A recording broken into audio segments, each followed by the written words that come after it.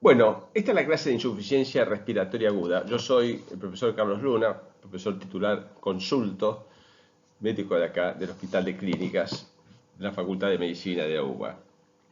Insuficiencia respiratoria aguda es un tema que trata del fracaso del órgano del cual trata justamente esta enfermedad.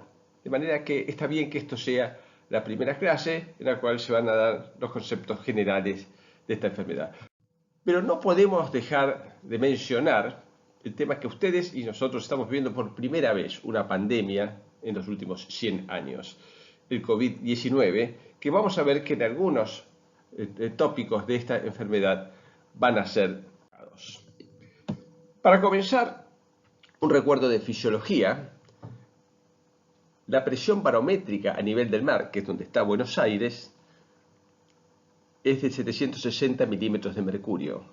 A ese nivel, una persona joven y sana tiene una presión parcial de oxígeno en sangre arterial de 100 milímetros de mercurio, una presión parcial de dióxido de carbono de 40 milímetros de mercurio y el pH es 7,40.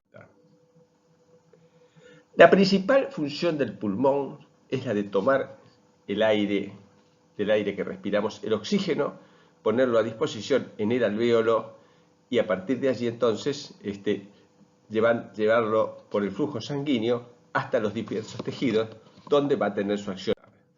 La acción es ni más ni menos que la respiración celular, tal cual la aprendimos en biología celular. Dentro de la célula, en la mitocondria, el oxígeno junto con el combustible, que es la glucosa, produce energía, agua y dióxido de carbono.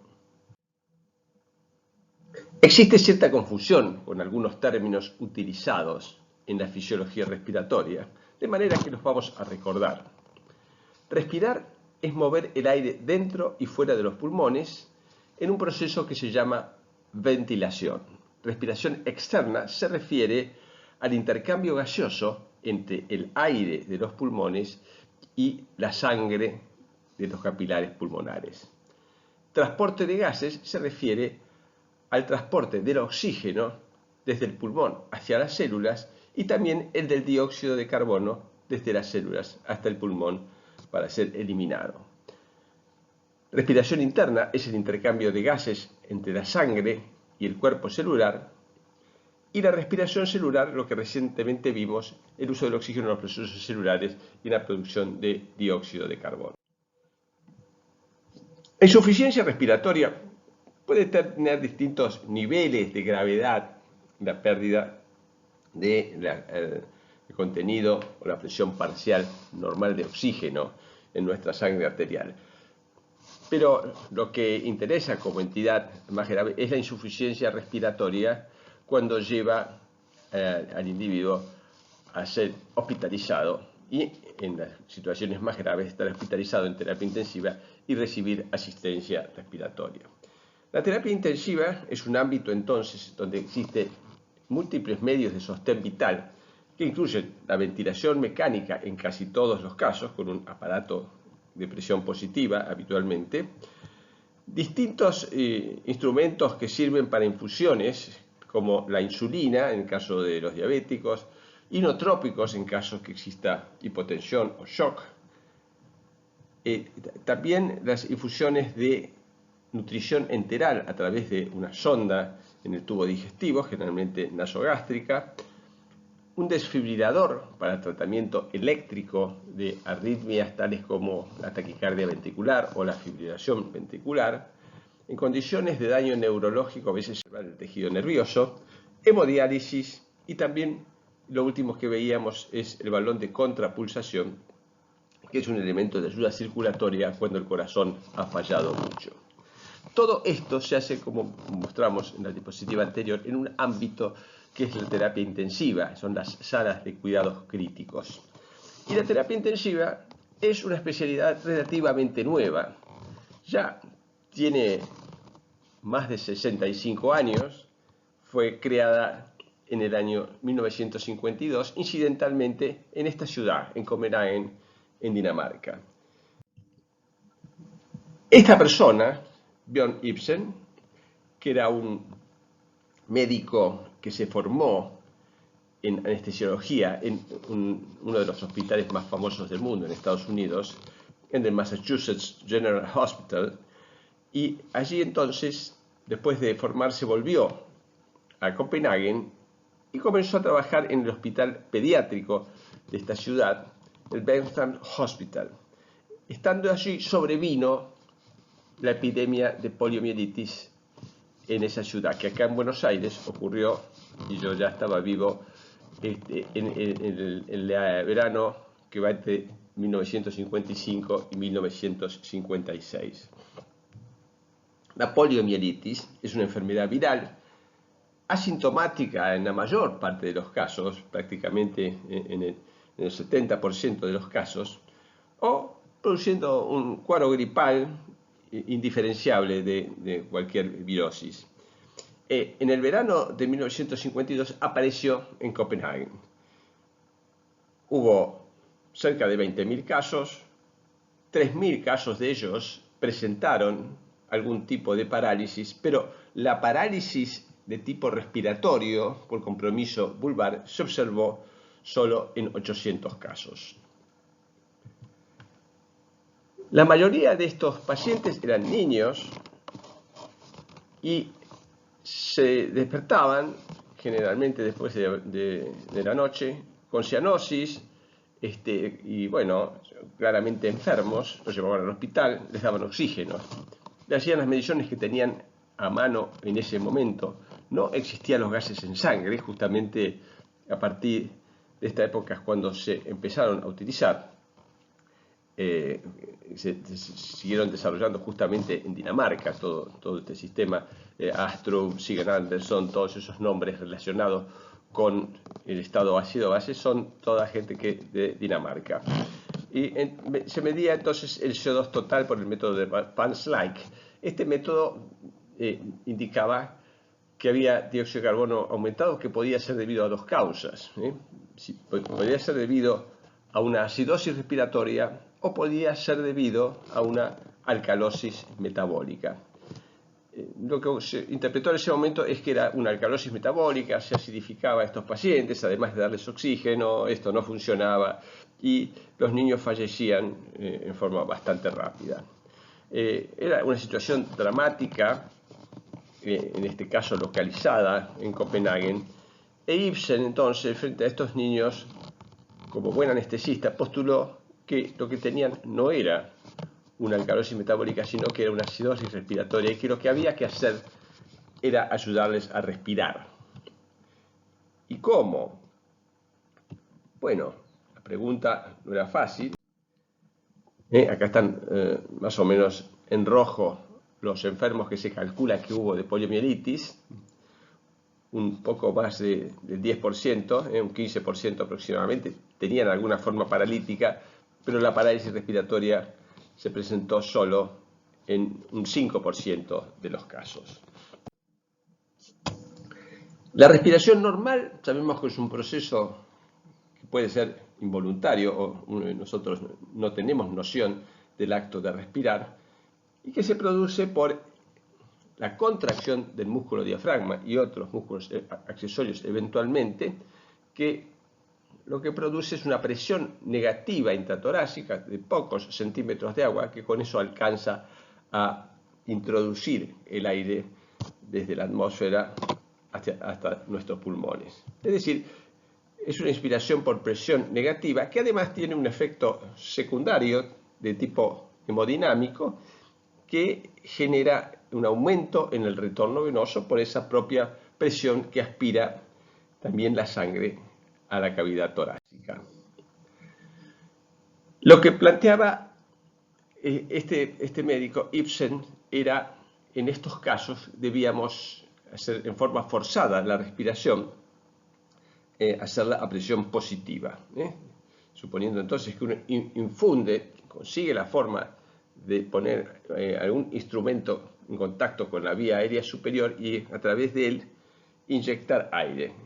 Esto es una forma claramente antifisiológica de respirar, que consiste en una inspiración a presión positiva, lo cual produce una disminución del retorno venoso y como técnica antifisiológica y con la generación de variables grados de presión y distensión también variable de los alvéolos, esto se descubrió mucho más recientemente que es un promotor también de un grado de agresión alveolar, por lo cual hay que tener cuidado con cómo se utiliza. ¿Cómo pensaba Ibsen que podía uno ayudar a la respiración a estos niños? De nuevo, era un anestesista. El anestesista, cuando está induciendo la anestesia de un paciente que se va a intervenir, utiliza estas bolsas de anestesia o bolsas de ambú, generalmente con una máscara anestésica, que es una cosa que se utiliza solo en forma transitoria cuando se lo está induciendo o se le está dando relajantes musculares. Entonces ayuda un poquitito a la ventilación. Pero eso, cuando el paciente va a estar profundamente anestesiado, es reemplazado rápidamente por un tubo endotraqueal, cosa que en esa época no existía. Y entonces tenía la forma de bombear el aire dentro de los pulmones, la aspiración, por supuesto, pasiva. La forma que encontró de poder acceder a la vía aérea es a través de una traqueostomía, que es una intervención quirúrgica que se practica en algunos casos de cáncer de laringe en la actualidad. Antes se podía utilizar también en el croup diftérico, cuando esta infección producía pseudomembranas que podían obstruir la glotis y producir un problema respiratorio muy grave. De esta manera, entonces, inyectando el aire, se pretendía llegar a los pulmones, con el inconveniente que, si bien los pulmones son bastante distensibles, la resistencia que tienen obviamente es mucho mayor que la salida del aire hacia arriba, hacia la vía aérea superior. Entonces esto es un doble inconveniente. En primer lugar, no permitía calcular más o menos la ventilación que uno estaba administrando a los pulmones, y en segundo lugar, la salida del aire hacia afuera y por ende la comunicación entre la vía aérea superior y la vía aerodigestiva superior y la vía aérea inferior, con los riesgos de aspiraciones, de secreciones o incluso aspiraciones de contenido del estómago que pudiera ascender por una regurgitación o un vómito. De manera que había que tratar de evitar esa fuga, y el mismo Ibsen también entonces adosó un manguito no tan sofisticado como es pero algo que tienen todos los tubos de traqueostomía que se usan para ventilación mecánica aún hoy en día, que es ese manguito que se infla con una presión más bien discreta de aire, lo suficiente como para bloquear la fuga de aire hacia afuera y por ende también intentando evitar que venga material de vía aérea superior. De esta manera, entonces, se armaron equipos de 3, en principio médicos pediatras, después de distintas especialidades, enfermeras, estudiantes de medicina, y el número de pacientes fue tan grande que tuvieron que recurrir finalmente a estudiantes de odontología como hecho anecdótico. Pero estos equipos de 3 personas, que siempre eran los que atendían a la misma persona, se ocupaban de mantener la ventilación, digamos, en este caso, por vía manual, y con esto sobrevivieron. Y posteriormente, bueno, la historia fue muy diferente para unos y otros, pero anecdóticamente, acá en Argentina, en el Instituto María Ferrer y en otros lugares, existieron los lugares de asistencia respiratoria mecánica crónica, que en general se hacía con pulmotores, que es otra cosa, es un pulmón de acero, pero digo que hay gente que vivió 50, 60 y más años en esas condiciones. Cuando terminó el verano, la epidemia de poliomielitis de Copenhague desapareció y reapareció al año siguiente cerca de Copenhague, en Estocolmo, Suecia, también en el verano. En ese caso, los suecos, que evidentemente habían prestado mucha atención a lo que había ocurrido cerca, ya habían desarrollado el primer respirador a presión positiva mecánico, el respirador de Engström. Un catafalco bastante grande, del tamaño de 2 cocinas más o menos, de un aspecto un poco, digamos, no muy bello, con esas mangueras, esas válvulas, ese reloj que está ahí en medio, que es un aparato para medir el volumen minuto respiratorio, Todos controles que permiten asistir y le dan cierta seguridad a una persona que requiere la ayuda ventilatoria con un respirador. Fíjense que dentro de una especie de cilindro, probablemente de vidrio, existe una bolsa, parece un globo, que por allí se ingresaba el aire y con presión generada también por un gas por afuera, se lo comprimía y era, digamos, directamente una especie de imitación de lo que manualmente se podía hacer con la bolsa de anestesia. El diagnóstico de insuficiencia respiratoria es hipoxemia debida a una enfermedad respiratoria. Para saber si una persona tiene hipoxemia, hay que medir la presión parcial de oxígeno arterial, para lo cual se utiliza una jeringa heparinizada para que no se coagule la sangre. Se extrae la sangre que una vez que uno punza una arteria sale sola en forma pulsátil, y esta misma sangre entonces es luego sometida al análisis de presión parcial de oxígeno, dióxido de carbono y pH con distintos electrodos en un aparato que ya tiene en cuanto a su concepto hace muchos años, pero los actuales son con microprocesadores. Uno pone la jeringa, ya la sangre es aspirada sola. En pocos segundos tenemos el valor del pH, la PSO2 tarda un poquito más y alrededor de un minuto tenemos esos tres valores. Y el microprocesador que tienen adentro los nuevos aparatos de desgaste en sangre se encarga solo de hacer una serie de cálculos estimando cuál es la saturación arterial de oxígeno y midiendo cuál es el bicarbonato real, el bicarbonato estándar, el exceso de base, etc. Y esos son los resultados que tenemos. Estos aparatos se están autocalibrando todo el tiempo y las mediciones hoy en día son muy exactas. Acá tenemos una curva de disociación de la oxihemoglobina que ustedes habrán estudiado en fisiología, en la cual recordamos entonces, esto es más o menos la presión parcial de oxígeno que tiene una persona sana de su edad respirando aire, alrededor de 98% de saturación. La saturación al principio, aunque caiga la presión parcial de oxígeno mucho, por ejemplo acá tenemos 60 milímetros de mercurio, se mantiene en valores aceptables, con los cuales no producen un problema serio al paciente, entre 90 y 98% de saturación. Y esto está muy bien. A partir de allí, esta forma de la curva hace que caídas menores de la presión parcial de oxígeno producen desaturaciones mayores, de tal manera que 40 mililitros de mercurio, que es más o menos la presión parcial de oxígeno de la sangre venosa mixta, corresponde a una saturación de alrededor del 75%. Y esto es importante porque entonces este valor de saturación de 90%, que equivale más o menos a 60 mililitros de mercurio, es un límite más o menos de seguridad en el cual uno decide administrar oxígeno, si es que tiene el oxímetro o no, en una persona en forma aguda o en forma crónica.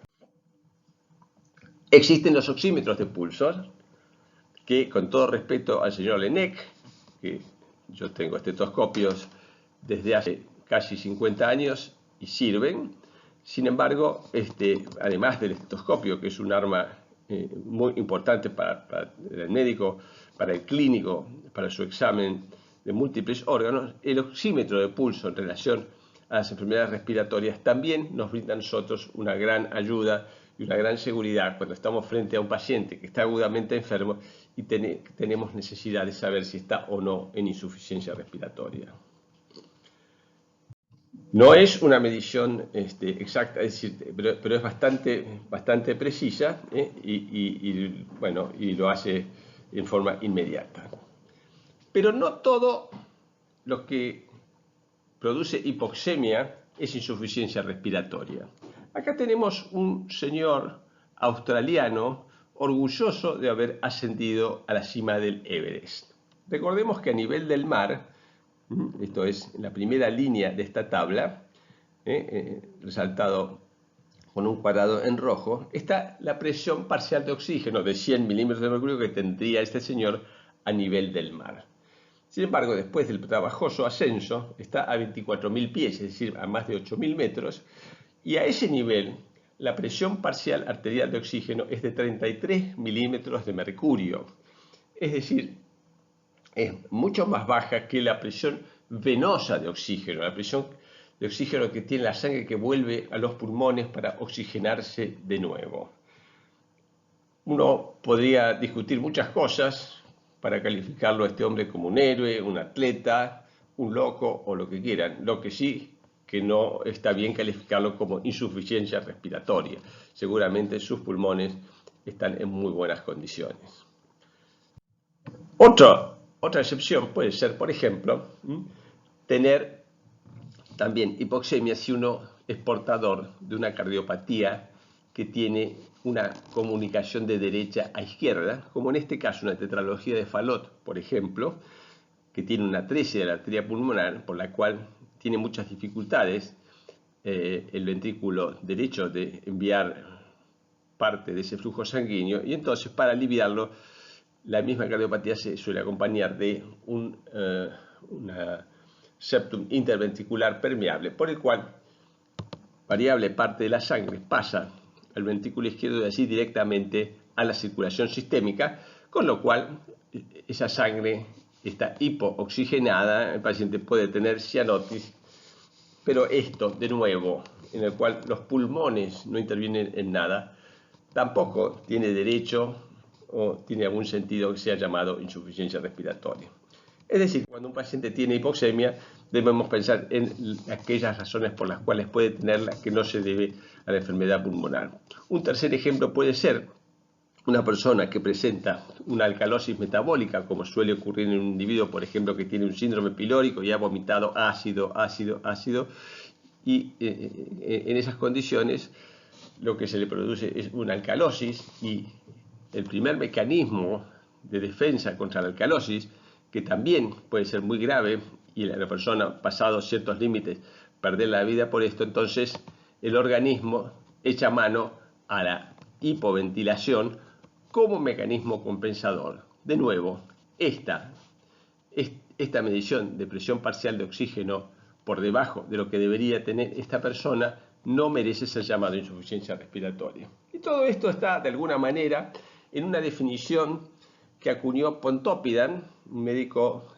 del Hospital General de Massachusetts, que en el año 74 definió insuficiencia respiratoria en estos 10 renglones. La insuficiencia respiratoria aguda es un síndrome en el que existe una disfunción respiratoria caracterizada por la presencia de hipoxemia. Esto es una presión parcial de oxígeno por debajo de lo normal para la edad del paciente de la presión barométrica prevalente. Por supuesto que si tiene que tener 100 milímetros de mercurio y tiene 90, no es un problema grave ni que tenga significación clínica. Que puede estar o no acompañado de hipercapnia, aumento del dióxido de carbono, en ausencia de una compensación respiratoria de una alcalosis metabólica, de un cortocircuito intracardíaco de derecha a izquierda. Es una definición completa que les he tardado en decir unos cuantos minutos. Van a encontrar en algunos libros una clasificación de insuficiencia respiratoria tipo 1, cuando lo que tiene es hipoxemia, pero no tiene hipercapnia, y tipo 2, cuando la hipoxemia se acompaña de hipercapnia.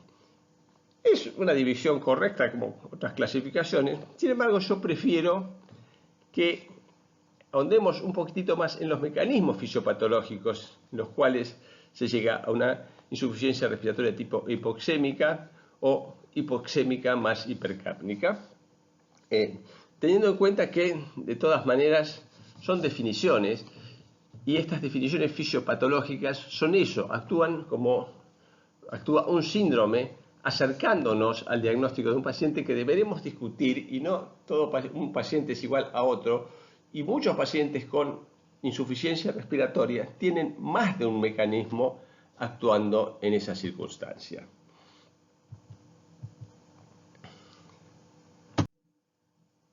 Un repaso muy rápido por lo que es la estructura del pulmón donde se produce esta enfermedad, la insuficiencia respiratoria.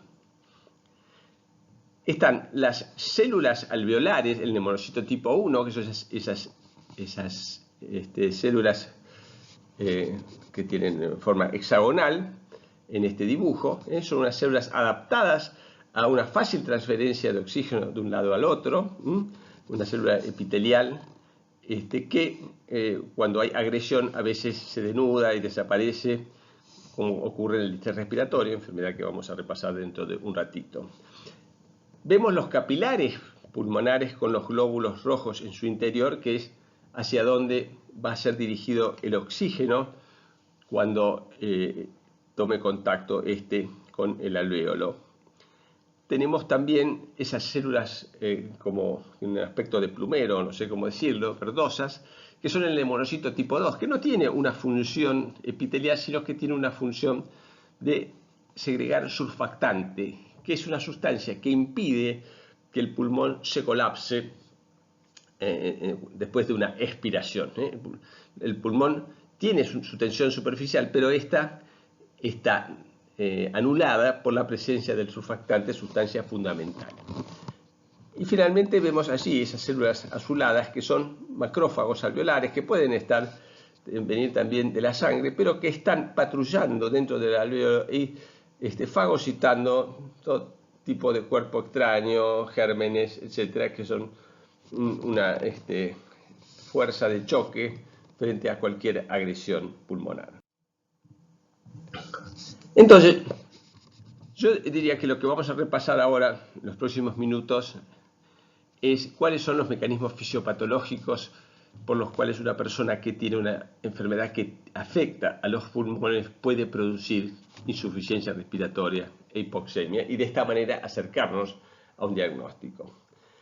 La insuficiencia respiratoria se puede producir con intercambio gaseoso normal o anormal. Repasemos cómo es el mecanismo del intercambio gaseoso. Nosotros respiramos aire a 760 milímetros de mercurio, que es lo que ingresa en nuestro aparato respiratorio, pasa por la nariz, se humidifica, se calienta. Ese aire entonces empieza a ser saturado con un gas que no estaba tenido en cuenta, que a veces existe en la atmósfera, pero no sabemos en cuánto, pero una vez que pasó a 37 grados por la nariz, ese gas mide más o menos 47 milímetros de mercurio. Entonces, con una presión barométrica de 760, si le restamos ese vapor de agua, nos quedan 713 milímetros de mercurio donde van a estar distribuidos los gases respirados. De ellos el 80% es nitrógeno, el resto es oxígeno, es decir, el 21% es oxígeno. Y el 21% de 713, les ahorro la cuenta, es 150 milímetros de mercurio. Eso, inexorablemente, cualquiera de nosotros, si las condiciones de presión barométrica son las que vamos a tener todos entrando por nuestra nariz, llegando, digamos, a nuestros pulmones, 150 milímetros de mercurio de oxígeno. Cuando ese aire llega al alvéolo, allí sí que se encuentra con un gas nuevo que prácticamente no está en la atmósfera, que es el dióxido de carbono. ¿Cuánto? Bueno, podemos calcularlo en condiciones de reposo, en una persona acostada, de 1,70 m de estatura. Lo que va a encontrar es una presión parcial que es igual a la presión parcial de dióxido de carbono en la sangre arterial multiplicado por 1,25, o lo que es lo mismo, dividido por 0,8. Para hacerla fácil, normalmente 40 milímetros de mercurio es la PCO2, como decíamos al principio, dividido 0,8 es igual a 50. Entonces, esa PCO2 equivale a 50 dentro del alvéolo y por ende debemos restárselo a la presión arterial de oxígeno que llega al alvéolo, y el resultante será que la cantidad final, la presión parcial final de oxígeno que tendremos en el alvéolo va a ser de 100 milímetros de mercurio. Esos 100 milímetros de mercurio en el alvéolo, en un individuo en condiciones normales, con una membrana alvéolo capilar en funcionamiento normal, va a ser más o menos la misma. Existe un gradiente fisiológico, pero en líneas generales podemos decir que es la misma, es 100 milímetros de mercurio, con un gradiente alveolar de oxígeno de 0. La otra condición fisiológica, que en principio uno piensa que es así, pero les voy a dar un ejemplo por el cual verán que no necesariamente es así. De nuevo, en un individuo promedio, 1,70 m de superficie corporal, en reposo, la ventilación alveolar, es decir, lo que respiramos, restándole el espacio muerto, lo que va al alveolo, son 4 litros por minuto. Y la cantidad de sangre que pasa por los pulmones es igual al volumen minuto cardíaco, que son 5 litros por minuto. Es decir, que la relación ventilación-perfusión es 0,8, o dicho de otra manera, es 4:5.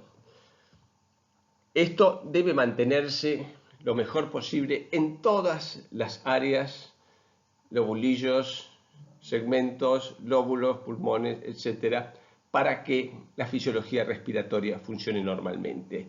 Bueno, uno dice, bueno, si uno tiene 5 litros, sí, puede ser que esté distribuido así, pero digo, puede ser que una persona tenga una obstrucción en una arteria pulmonar y entonces tenga ventilación normal en ese pulmón, pero perfusión cero, y del otro lado tenga un tumor que obstruye el bronquio fuente, no tiene ventilación, pero perfunde también. Y como, bueno, uno y otro no funcionan para una cosa, va a tener 5 litros de volumen minuto y 4 litros de ventilación, y esa persona no puede vivir más de 3 minutos. Sin embargo, la relación ventilación-perfusión en general está normal, pero en las determinadas áreas del pulmón, en la mitad está con ventilación nada más y en la mitad con perfusión. Relación general me da eso, pero este tipo de gráficos que viene del fisiólogo West indica que las distintas áreas del pulmón tienen distintas relaciones ventilación-perfusión, pero la mayor parte de ellas tiene una relación ventilación-perfusión de 4:5 o de 0,8 en reposo. Insuficiencia respiratoria. Entonces, vamos a ver que una de las causas, la primera que voy a explicar rápidamente, es la hipoventilación alveolar. Allí lo que ocurre es que la ventilación no es de 4 litros por minuto, y vamos a poner un ejemplo fácil de calcular, es de 2 litros por minuto. Entonces, si entra menos aire, digamos, entra también una cantidad de oxígeno normal, pero se encuentra con una cantidad de dióxido de carbono que va a ser el doble. Y esto entonces va a ser lo que va a producir una disminución de la cantidad de oxígeno que termina estando en el capilar. Achicamos el alvéolo para hacer más fácil la flechita chiquita, entra poco oxígeno porque se ventila poco, pero sobre todo hay el doble de dióxido de carbono, que si decíamos que había 40 en los gases en sangre, va a haber 80, y por la ecuación esta que habíamos comentado también, entonces eso va a equivaler a 100 milímetros de mercurio en el alvéolo. Con lo cual, cuando se le resta esa PSO2, el oxígeno del aire alveolar va a tener 50 milímetros de mercurio. Esos 50 milímetros de mercurio, si no existe acompañamiento a este mecanismo fisiopatológico de la hipoxemia en este paciente, se va a reflejar en 50 milímetros de mercurio de PO2 capilar o arterial, que es lo mismo en este caso. Con lo cual, el gradiente arterial de oxígeno es perfecto. Hay un intercambio gaseoso normal. Ah, qué bien. No, qué bien, nada, porque este paciente, como consecuencia de esta hipoventilación, va a tener una acidosis respiratoria, va a tener hipercapnia y va a tener insuficiencia respiratoria porque va a tener hipoxemia.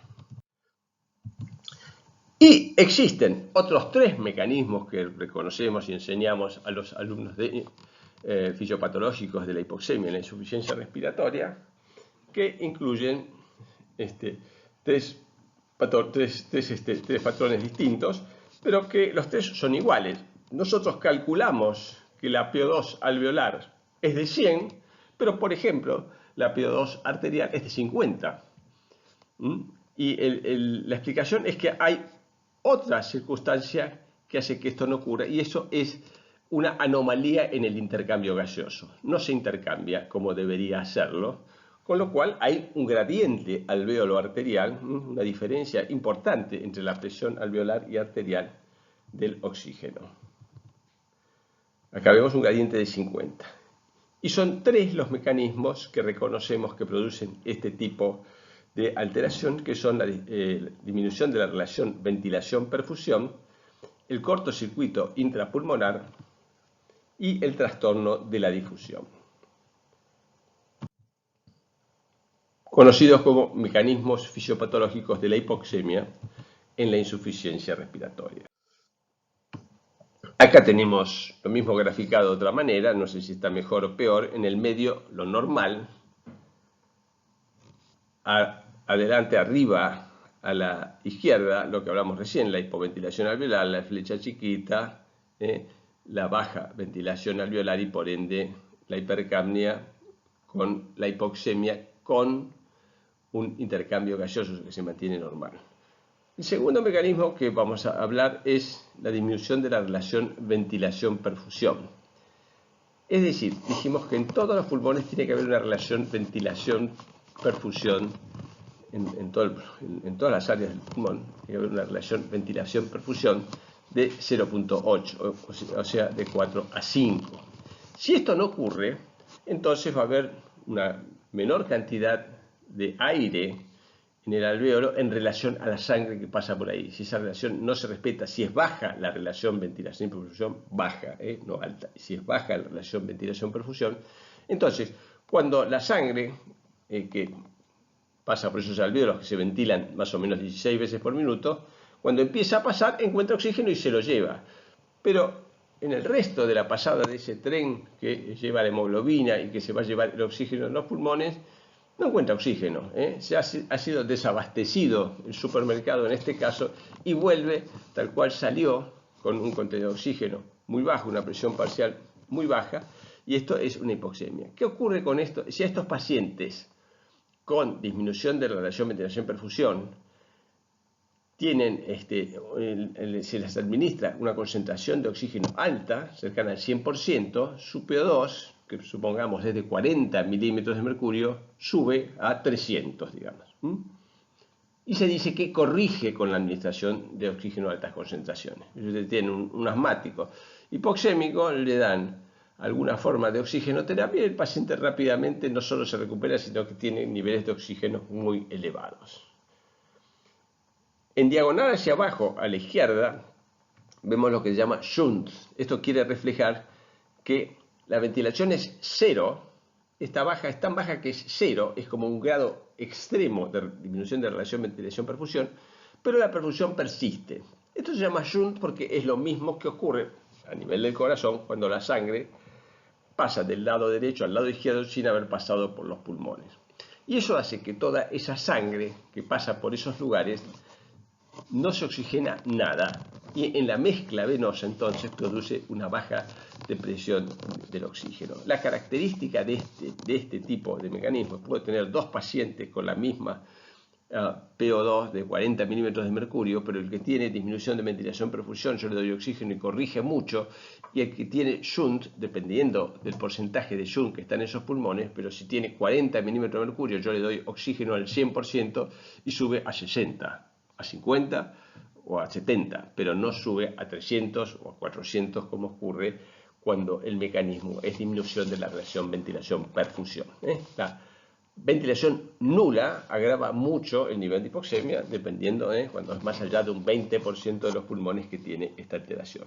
Y finalmente el trastorno de difusión, que es fácil de imaginarse cuando hay algún inconveniente anatómico en el traspaso del aire de una membrana que es altamente permeable, que es la membrana alveolo-capilar. Muchas veces pacientes con trastornos de la difusión, enfermedades intersticiales de pulmón, cuando uno le mide en reposo, tiene una saturación de oxígeno y una presión parcial de oxígeno bastante aceptable. Pero si uno lo hace caminar y lo mide con un oxímetro o eventualmente con gases en sangre, verá que la caminata, aumentar el volumen minuto cardíaco por este trastorno de difusión hace que esa presión parcial rápidamente caiga. Entonces la caída, cuando uno ejercita y aumenta el volumen minuto, es característico del trastorno de difusión. Estos son 3 o 4 tips que les he dado para diferenciar cada uno de estos mecanismos. Hipoventilación alveolar tiene hipercapnia. Disminución de la relación ventilación-perfusión tiene hipoxemia que corrige con la administración de altas concentraciones de oxígeno. El shunt no corrige con la administración de oxígeno al 100% y la difusión en reposo puede tener una oxemia normal, pero al someter al paciente a alguna ejercitación con aumento del volumen minuto, rápidamente esa presión parcial de oxígeno o esa saturación cae. Acá tenemos entonces graficado lo que sería una situación normal. Desde la izquierda, por la arteria pulmonar, viene la sangre desoxigenada, llega al pulmón, libera el dióxido de carbono, toma el oxígeno, se oxigena. Resultado final de estos dos alvéolos se juntan en la mezcla venosa y en las venas pulmonares y la PO2 es normal. Hipoventilación alveolar, el primer ejemplo que vimos, los chicos de la polio, entonces ellos tienen más dióxido de carbono, tienen menos oxígeno, llega el dióxido de carbono, carga el alvéolo, con lo cual disminuye la cantidad de oxígeno que va a haber en el alvéolo, con lo cual entonces el oxígeno que oxigena la sangre no tiene una diferencia alvéolo arterial, digamos, no tiene un gradiente, pero es de un valor bajo. Entonces el resultado de la hipoventilación es una hipoxemia con apnea. La disminución de la ventilación-perfusión acá es reflejado con un alvéolo normal y uno que tiene en este caso ocupado el 80% de su volumen por un líquido, con lo cual entonces tiene muy poco aire ese alvéolo y esto va a producir que cuando viene por las arterias pulmonares la sangre desoxigenada, cuando va a ese pulmón con bajas relaciones ventilación-perfusión se oxigena muy poco, mientras que el alvéolo normal se oxigena bien. Después en la mezcla venosa se juntan ambas sangres y el resultado es la presencia de una hipoxemia. El trastorno de difusión, cuando existe un engrosamiento de la membrana alvéolo capilar, entonces se ve una cierta dificultad, sobre todo para el pasaje de sangre a la arteria, y que esto se incrementa cuando la persona hace un ejercicio, y de esta manera entonces lo que se produce es una baja del contenido de oxígeno arterial. Finalmente, el shunt, como vimos, entonces toda la sangre que va a las zonas que tiene shunt no se oxigena para nada. Dependiendo del porcentaje de pulmón que está en shunt, va a ser el empeoramiento de la mejoría con oxígeno que va a tener este paciente, pero claramente este mecanismo no responde a la administración del oxígeno.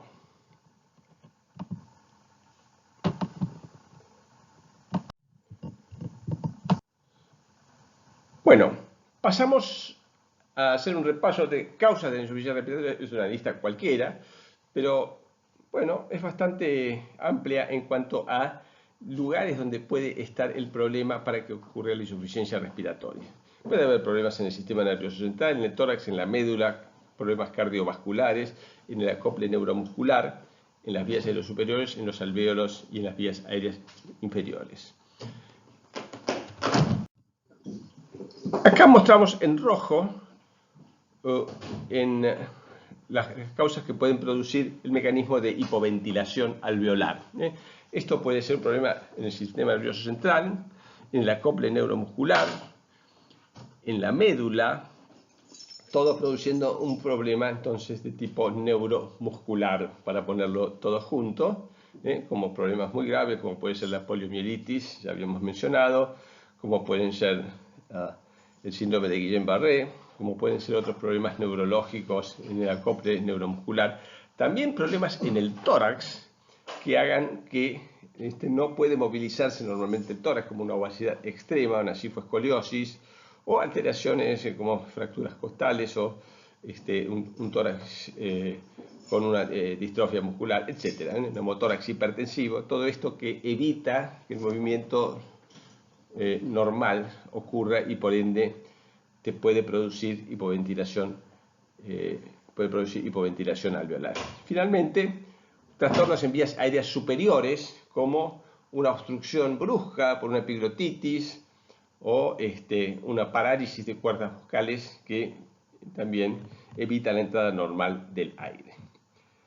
muchos lugares pareciera que es muy importante este mecanismo, sin embargo no es tan importante, no es tan frecuente, sino que hay muchos lugares donde puede estar localizado el problema para que produzca una ventilación por minuto menor a la normal, es decir, menor a 4 litros de ventilación alveolar por minuto. Acá sí vemos las causas de insuficiencia respiratoria por el mecanismo de disminución de la relación ventilación-perfusión en azul. Puede estar localizado, generalmente es por excelencia la causa más común de insuficiencia respiratoria y la causa más común lejos de insuficiencia respiratoria de causa respiratoria, de problemas respiratorios, como exacerbación de asma, exacerbación de POC, bronquitis, bronquiolitis, neumonías, etc. Todos esos procesos agudos pueden producir entonces disminución de la relación ventilación-perfusión. Y también algunos problemas cardiovasculares, como la insuficiencia cardíaca, produciendo trastornos a este nivel, y también el tromboembolismo pulmonar. Es por este mecanismo por el cual casi todos los tromboembolismos pulmonares producen también este tipo de inconvenientes. Y finalmente mencionamos acá las afecciones que son capaces de producir insuficiencia respiratoria por el mecanismo de cortocircuito o de shunt intracardíaco. Insuficiencia cardíaca y por el lado del pulmón, neumonías muy graves como las que vemos en un 5% de los pacientes que tienen esta enfermedad, el COVID, en este momento, y el distrés respiratorio, que a veces es una complicación en el COVID a veces se presenta con otras causas que las vamos a mencionar. Y solo vamos entonces de todas estas enfermedades que hemos hablado, que de una manera u otra ustedes vieron o van a ver a lo largo de su carrera, vamos a hablar del distrés respiratorio agudo. El distrés respiratorio agudo es una enfermedad relativamente nueva, que fue descrita en los años 70 y que ocurrió en ocasiones de injurias pulmonares muy graves sufridas por distintos motivos en circunstancias de guerra. En esa época los norteamericanos, con un gran complejo de culpa por su invasión o su participación en la guerra de Vietnam, entonces cuando en el campo de batalla sufrían injurias múltiples que comprometían de una manera u otra el aparato respiratorio de estos pacientes, los llevaban rápidamente en un helicóptero a un hospital de campaña y en pocos minutos el paciente estaba siendo sometido a resucitación, a una terapia intensiva, con infusiones de transfusiones masivas de sangre de banco, se chocaban, tenían infecciones en distintos lugares, sufrían amputaciones y otro tipo de intervenciones debidas a todas esto, a la herida de guerra, y recibían, también aspiraban o bien estaban en contacto con fuego, con explosiones o con humo, que también esto afectaba directamente la vía respiratoria. Y así todo, el bueno de John, a los pocos días los amigos no podían entender lo bien que estaba, lo trajeron casi muerto, y su radiografía de tórax lucía muy bien. Sin embargo, a los pocos días lo que se observaba era que gradualmente el pulmón se ponía cada vez más blanco y el bueno de John cada vez respiraba peor.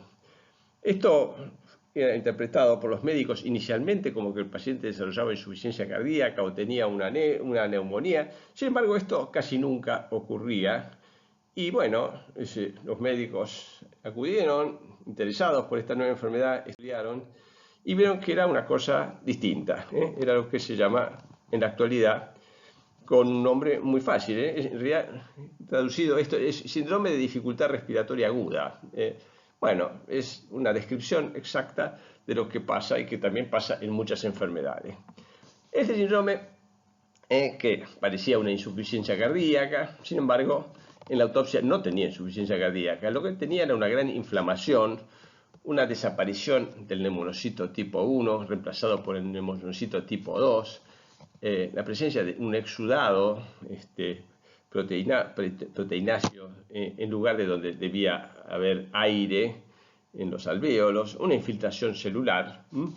Y estas alteraciones estaban asociadas a anormalidades clínicas, radiológicas y fisiológicas que no se explicaban por insuficiencia cardíaca, por aumento de la presión capilar pulmonar. El edema no se producía de tipo hidrostático, sino que era un edema inflamatorio, y producía una hipoxemia muy severa con un mecanismo de cortocircuito intrapulmonar, que con la administración de oxígeno a altas concentraciones no podía corregir, y los enfermos morían todavía convalecientes de sus lesiones sin que ya hubiera entendido la causa y cómo se había desarrollado esto. Investigó la anatomía patológica que muestra daño alveolar difuso, fisiológicamente una disrupción de la barrera alveolo-capilar con un trastorno del intercambio gaseoso y un aumento del espacio muerto fisiológico, y la presencia de edema intersticial de un material proteináceo alveolar y de hipoxemia desde el punto de vista fisiológico con un franco componente de shunt. Las causas hoy, fuera de condiciones de guerra, son la sepsis de cualquier origen y la neumonía. Por ejemplo, en este momento, una causa muy importante en el mundo es el COVID-19, que en un 5% de los casos esa neumonía evoluciona hacia un distrés respiratorio que obliga a asistencia respiratoria mecánica. Ustedes todos están escuchando que todo el mundo quiere tener respiradores para atender en esta pandemia a ese 5% de personas con distrés respiratorio.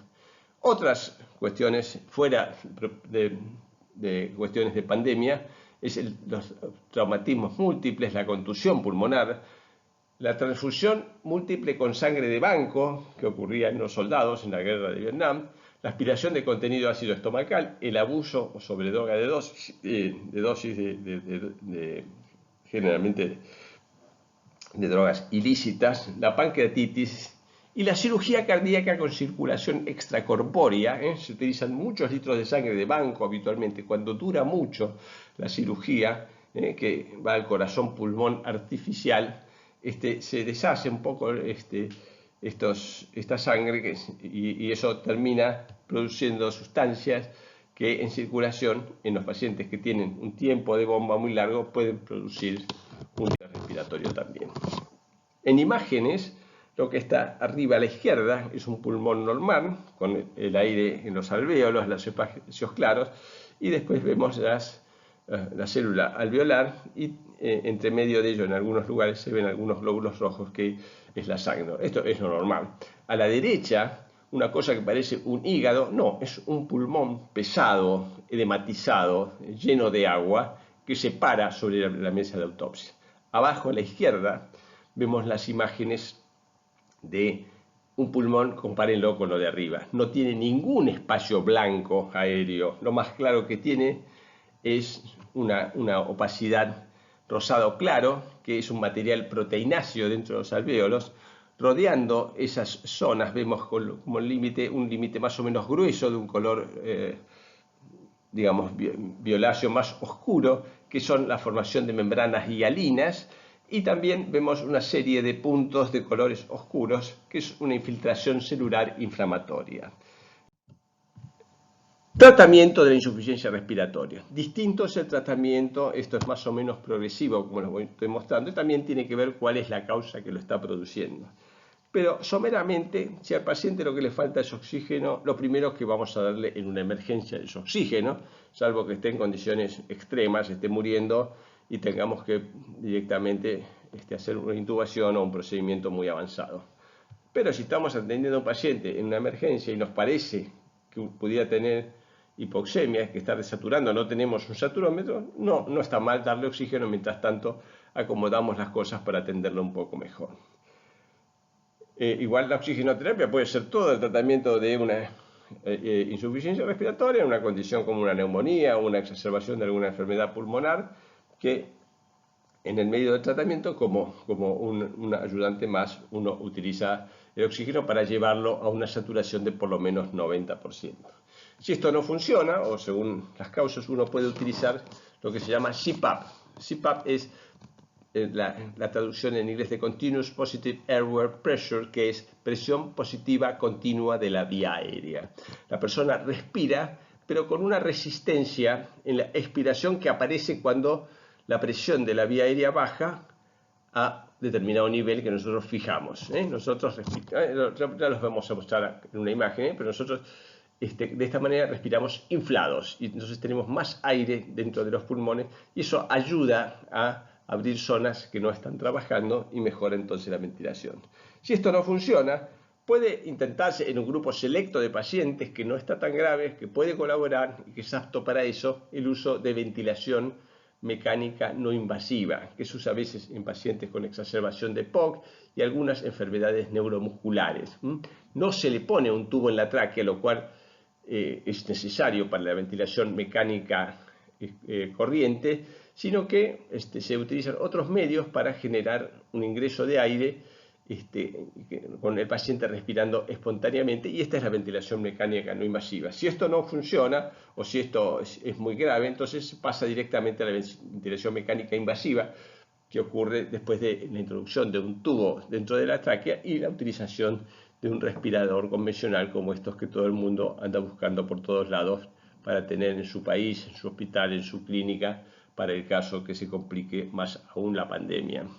Finalmente, en estas condiciones, sobre todo en pacientes con distrés respiratorio agudo severo, la hipoxemia se hace refractaria, no se puede usar más de 3 días una concentración de oxígeno inspirado mayor del 70% porque eso produce daño pulmonar, y entonces existe un medio que es el ECMO, que es una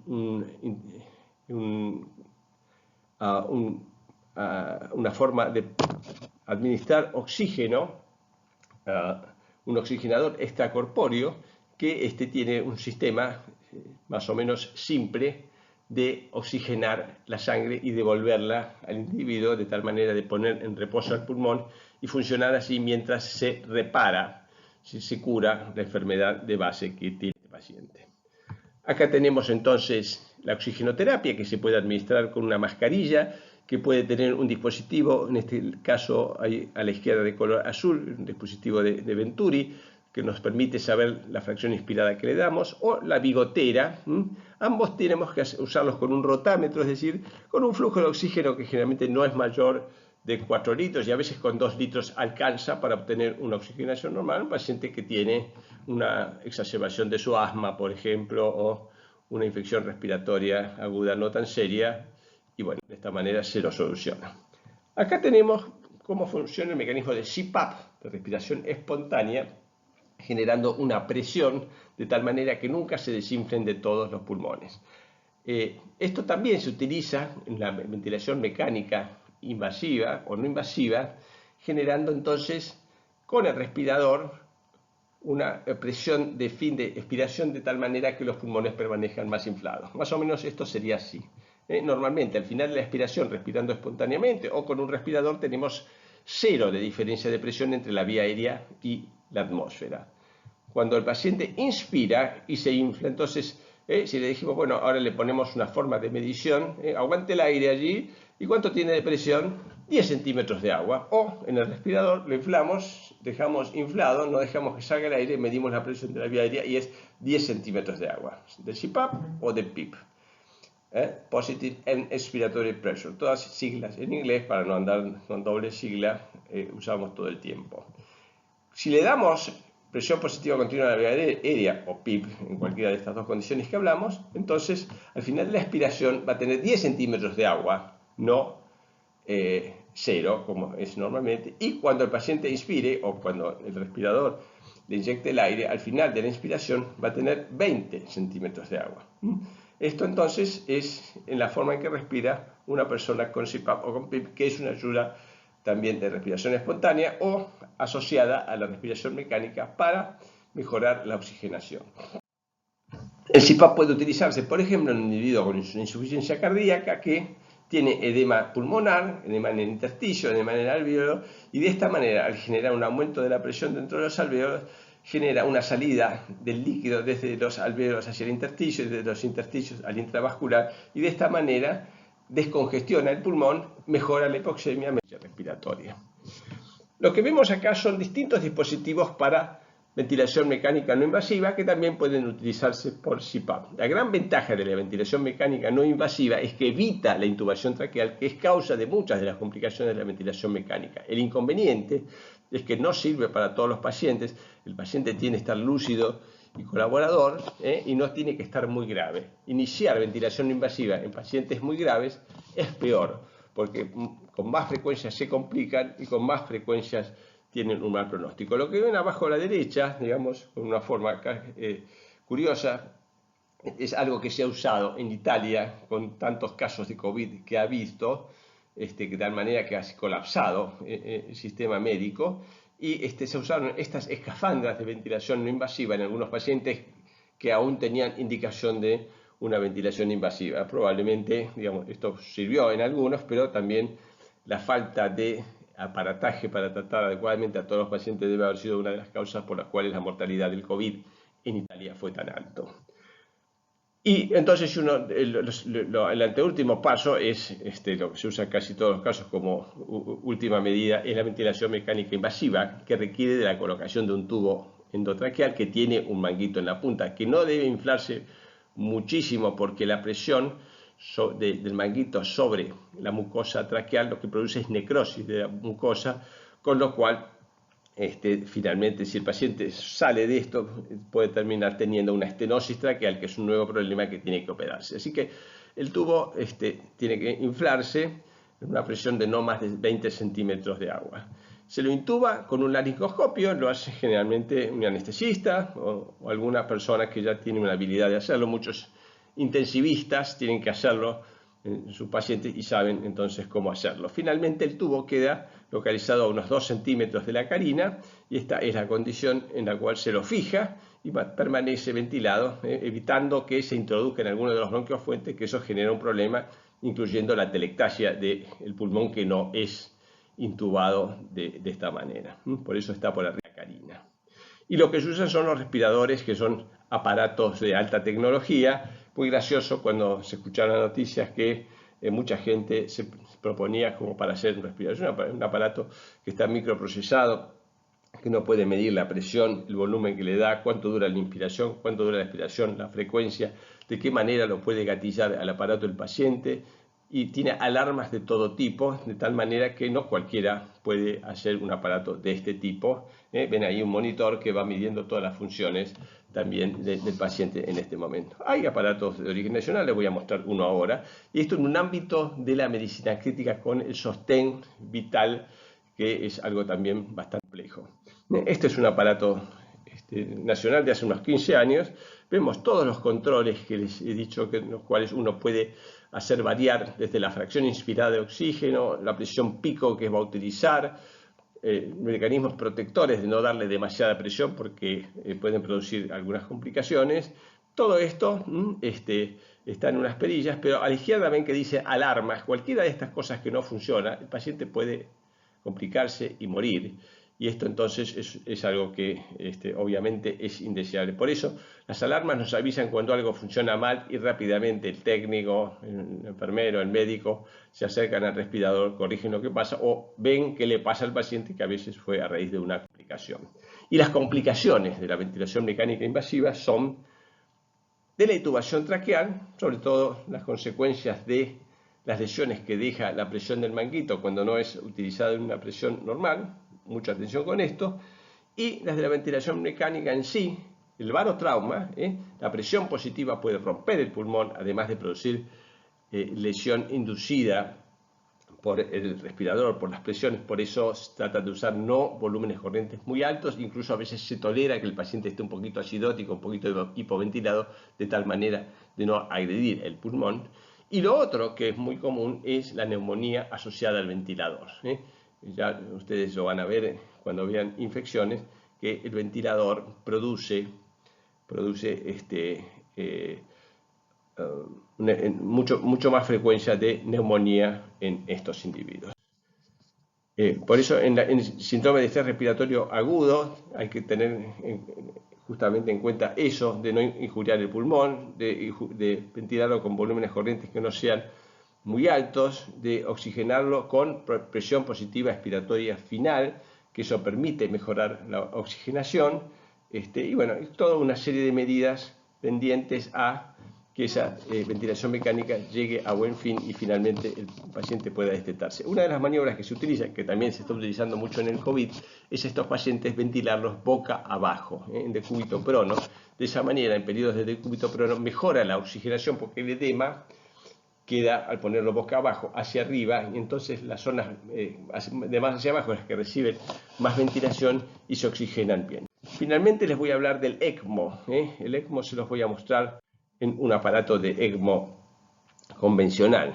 Se canula la vena cava inferior y eso pasa por una bomba, y la bomba esa entonces lleva esa sangre venosa hacia un oxigenador, y de allí la sangre es reintroducida por la vena cava superior y entra en la aurícula derecha, y de allí la mayor parte de esa sangre pasa por la válvula tricuspidia, pasa al ventrículo derecho, de allí al pulmón, y del pulmón va a la circulación general ya oxigenada. Es decir, dejamos en reposo el pulmón y mantenemos oxigenado al individuo sin necesidad de someterlo a presión positiva o sin necesidad de someterlo a altas concentraciones de oxígeno con el daño que esto produce. El ECMO se utiliza en algunas causas de distrés respiratorio agudo, cuando la situación es desesperante, sobre todo cuando lleva varios días de ventilación mecánica, fracciones inspiradas las máximas posibles de oxígeno, PIP, y sin embargo el individuo permanece con presiones parciales muy bajas que auguran que el pronóstico va a ser muy malo. Este es un medio de salvataje que existe desde hace algunos años. Hay algunos lugares acá en Argentina, tanto privados como públicos, que lo tienen, pero todavía no se ha extendido el uso y todavía falta ver quiénes son los pacientes y quiénes no que se benefician con esto. Punto acá. Les digo, ¿dónde estudiar esto? Cualquier libro de medicina interna de los clásicos, Harrison, Cecil, está muy bien. Nosotros, a pedido del decano de hace unos años, el doctor Provenzano, que falleció justamente poco después que inauguráramos este libro, que lo hicimos con 62 especialistas que son docentes. Bueno, está muy actualizado, está disponible, es de Editorial Audeva, y nosotros ponemos a su disposición los PDF de este libro junto con el índice que sigue el programa de la carrera, y también lo recomendamos fuertemente como para estudiar la materia. Muchas gracias por su atención.